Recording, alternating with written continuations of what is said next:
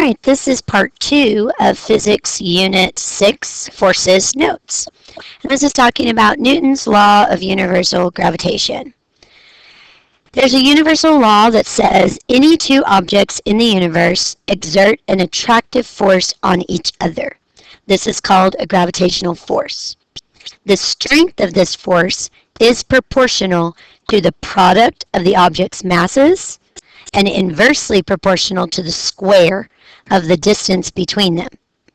If we let G, which is going to be a capital G, be the universal gravitational constant, then the strength of the gravitational force is given by this equation.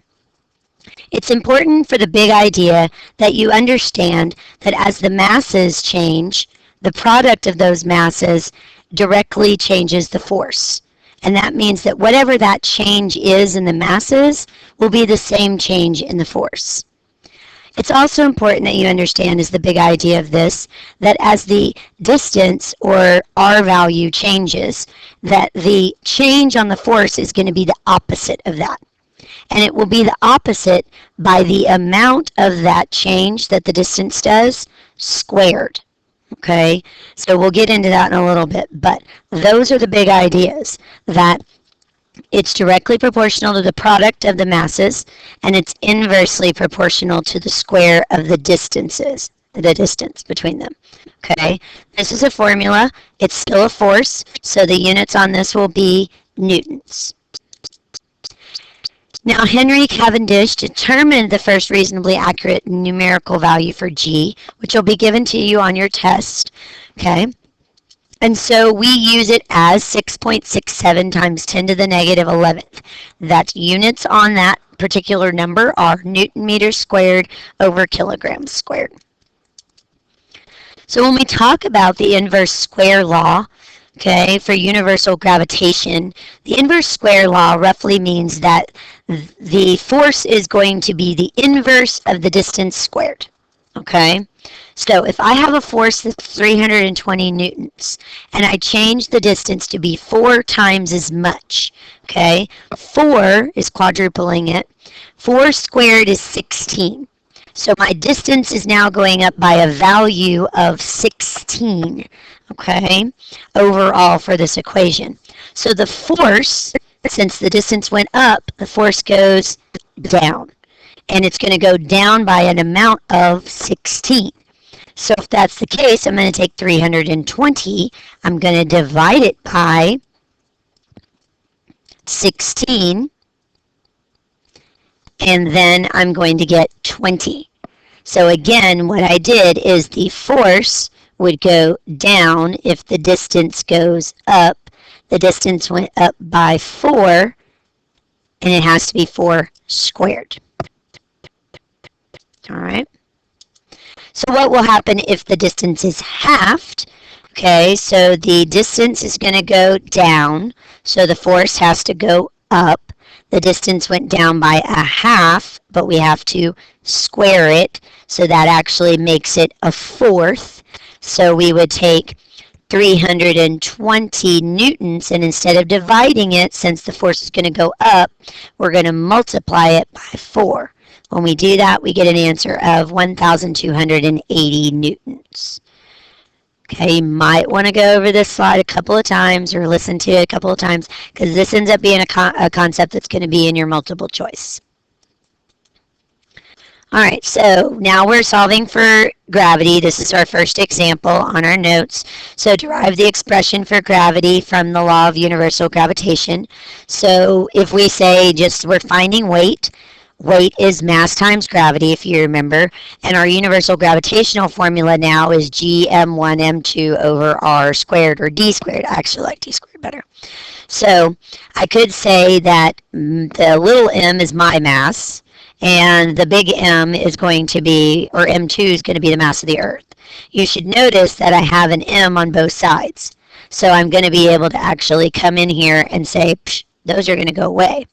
When I do that, I can say that gravity is now the capital G value, which is my universal gravitational constant, multiplied by the mass of Earth, divided by the distance from Earth's center, squared. Okay? So if I do that, I have the mass of the Earth and the radius of the Earth right here. So if I say, what is gravity on Earth? Okay, we can actually solve that by saying 6.67 times 10 to the negative 11th. I'll remind you, in your calculators, you should be using the EE button, not a times 10 value, because that's going to get kind of crazy as we go along with these numbers. So 5.98 times 10 to the 24th divided by 6.38 times 10 to the 6th, and that would be squared. Okay, when you do that work, all right, and this is in kilograms, by the way, and this is in meters. So when you do that, you end up with an actual value that's 9.799 in your calculator, which rounded is equivalent to 9.8 meters per second squared. This is where that value came from, by the way, for Earth. Okay, so just realize that you can do that, and that's why we have these values in the first place, is because of stuff like this. Okay, so example 2. Okay, let me delete that real quick. Example 2 says, what is the force of gravity acting on a 2,000 kilogram spacecraft when it orbits 1.276 times 10 to the 7th meters from Earth's center? Okay, so I know the first mass of the satellite is 2,000 kilograms. I know the mass of the Earth from a previous example, if not, it'll be given to you if you need it, is 5.98 times 10 to the 24th kilograms. I also know the radius that I'm talking about, or the distance from the middle of the Earth to this satellite, is 1.276 times 10 to the 7th meters. So I'm going to try to solve for the force, which would be my g m1 m2 over r squared, or d squared. You can write either way. I'm going to plug in my values, and then I'm going to multiply and divide accordingly, not forgetting my squared on my denominator. And I should come up with 4,899.54 newtons. All right. You will need to be able to do this type of a problem as a workout problem for your test. Example 3, we're going to solve for D. If the Earth applies a force of 3,920 newtons on a 400 kilogram satellite, what distance would the satellite be from the Earth? Okay, remember that Earth's mass is 5.98 times 10 to the 24th kilograms. Again, if you need it, you're going to be given it. So, let me go back. So I have a force value of 3,920 newtons. I have a mass value of 400 kilograms. I have another mass value, so I'm going to call that 1 and 2. It really didn't matter which one's which. 5.98 times 10 to the 24th kilograms. And then I am looking for a distance. Okay, so my formula is F equals G m1 m2 divided by d squared. I'm going to highly recommend that you rewrite that formula so that it reads FD squared equals G m1 m2. Now, I should be able to ask you to solve for any one of those 5 variables with it in this format right here. Okay, because you guys do a lot better with it like that, because then it's just dividing to isolate variables. We want to isolate the d squared, so to do that, d squared would be g m1 m2 divided by f. Now, how do you get rid of a squared value? You take the square root. So to find the distance, you would take the square root of the entire thing, g m1 m2 divided by f.